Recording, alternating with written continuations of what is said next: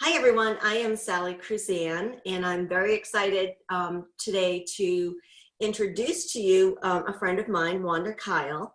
And we're going to have a great conversation today about a book that we're both reading. Before we delve into that, I would like to introduce you to Wanda. So, hi, Wanda. How are you today? I'm great. How are you? I'm wonderful as well.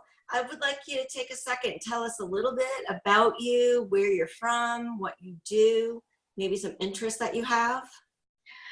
Yes, thank you, Sally. My name is Wanda Kyle. I am from a little town in Mississippi called Nelliton, Mississippi, which is the northeast corner close to Tupelo. Most people know Tupelo because it's part of Elvis Presley. We're about 20 minutes south of there. I live with my husband, and we have four fur babies. Oh my goodness. Yeah, he has three cats and a cold dog. And they get along well, as Chuck and I do. They kind of learned that from us. But I'm a personal CNA. I work in the home with an elderly couple, and that's my passion, is to help the hurting and give them a better quality of, or as good a quality of life as possible while they're still on this earth, and make their family feel comfortable that they're being taken care of.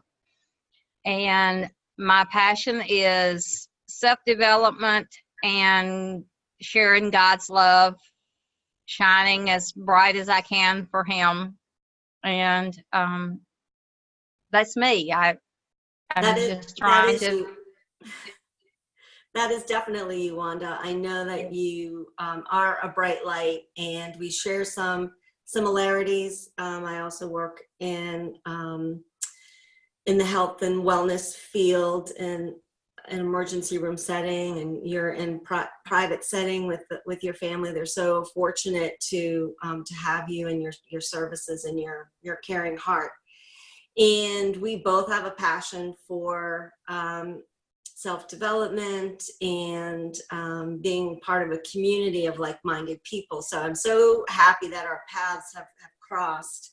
And Yes, for sure. so we're in a small group who's reading the Four Agreements. And so I thought we could take a minute to, and it's fun kind of having an online kind of book club and study. We're really delving into this book chapter by chapter. So I'd love for you to share with us, Wanda, some takeaways. Let's start with like from chapters 1 and 2. What do you want to share with us regarding those two chapters? Well, first of all, this book is called The Four Agreements. And the first two chapters is about being impeccable with your word and don't take anything personally.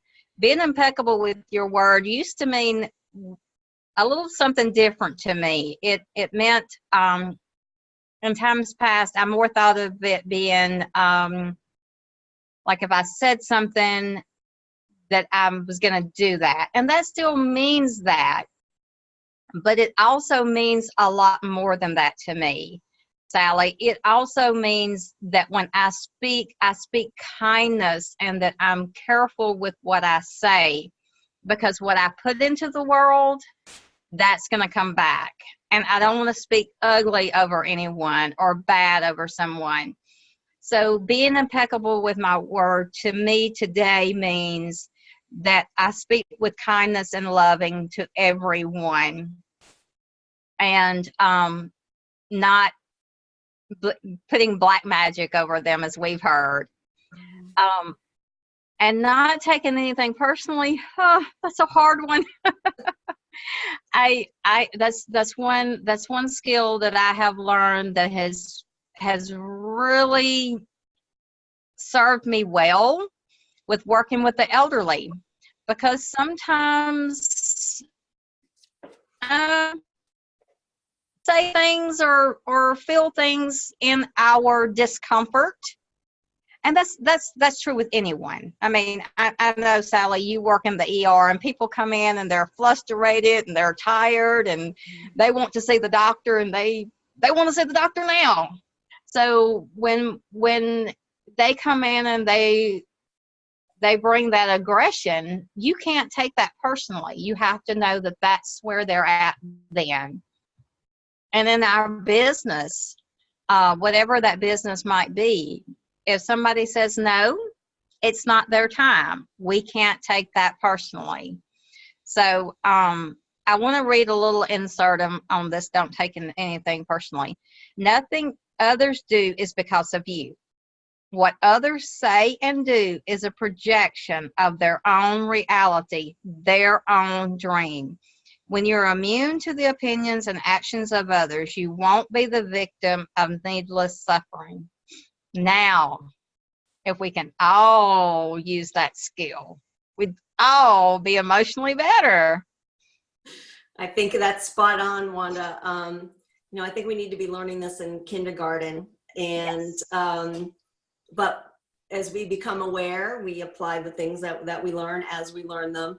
So I think just to reiterate, the be impeccable with your word, it's just not follow through, as you said. It's really being mindful and owning what comes out of your mouth and your actions, and not taking anything personally. It's a job to honor that agreement, and that does take time. And but it's in the short amount of time that I've been applying these two agreements, kind of my shoulders aren't as heavy. It's like you can release a lot of things because I don't have to carry all of that, the weight of other people's words. So it's really been refreshing to let some things go. So this has been a great learning experience. So now let's talk about the next two agreements. Don't make assumptions and always do your best. Don't make assumptions. Find the courage to ask questions and to express what you really want. Communicate with others as clearly as you can to avoid misunderstandings, sadness, and drama. With just this one agreement, you can completely transform your life. And I've always been told if you make assumptions, that's your problem. So when if we don't clarify, if we don't ask questions, then we are asking for trouble. I mean, in your marriage, in your job, if we don't, and this reminds me of something years ago, I was at work and I had a job, and I was kind of a supervisor over a young person. And my boss told me, never assume that person knows what you want them to do or what needs to be done. Be sure that you tell them. And I always remember that when I am working with other people, not to assume that they know what I want. And that's the same thing in our everyday life. We have to be sure that we're not assuming that person knows what we want. Because if we get mad at them, we didn't tell them. We have no right to get mad. And the other one is always do your best. Your best is going to change from moment to moment. It will be different when you're healthy as opposed to sick.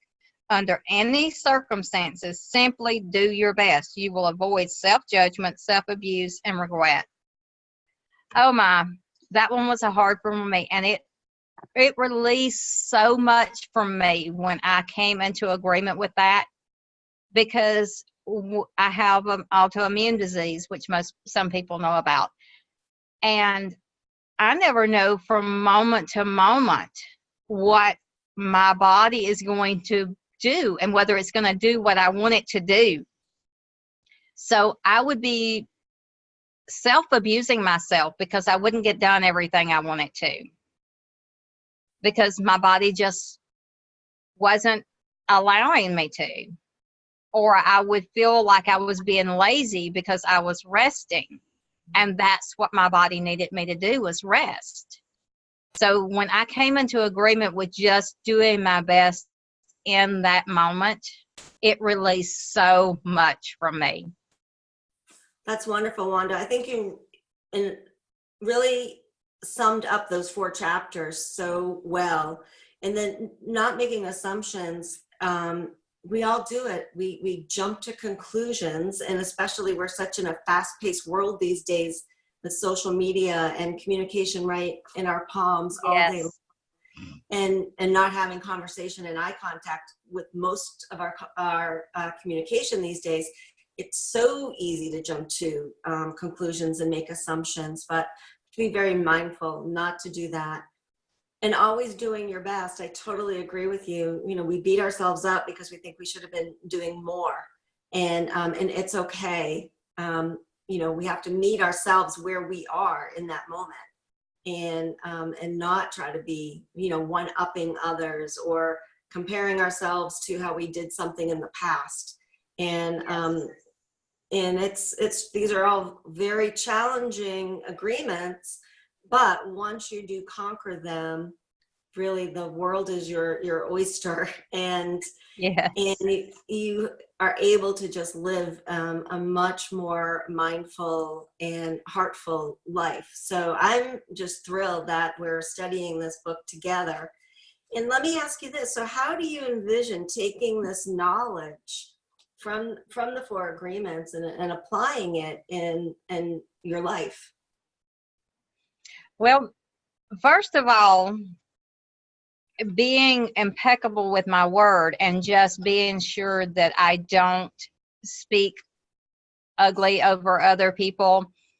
And I'm in the process of writing my story. So I want to be impeccable with my word with what when I'm writing, that I'm not assuming things that didn't happen. And if I did take something personally back then when the story was being done, that I verify that and let that be known that that was a personal thing for me then, you know, and being the best I can now and showing how I went from Mennonite to living a life of the four agreements.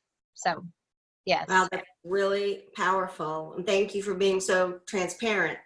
Um, so I look forward to when your book is finished. I think it's going to be fascinating. I think many of us raised in different religions, the tenets of those religions are important. And being part of a community, a church community, is important. But then we have to look at how that does affect our real life outside of those confines of the church. So I think Yes. that you're delving into a really important topic. And obviously when you tell your own story, you know, you can never go wrong. So I can't wait to learn more about it. And so how can people learn more about, like, when your book is coming out, or if people already have some questions for you? What's the best way for people to contact you? Leave a comment. This will be on Facebook, and just be on the Outlook because we're going to be doing some more little sizzles with my book also. So just be on the Outlook for me and Kiwi and some other ones about this. But leave a comment. I'll be more than glad to get back to you with it about it. That's wonderful. So, and the same, if anyone has any questions, you can comment below and I will forward them to Wanda. And Wanda, thank you so much for taking time. Thank you to all the listeners tonight. I hope that you learned a little bit. If you have any questions about the four agreements, feel free to post those below as well, and we'll be happy to address those. So thank you, everyone. Thank you, Sally, so much for having me. You're very welcome. Take care. Thank you.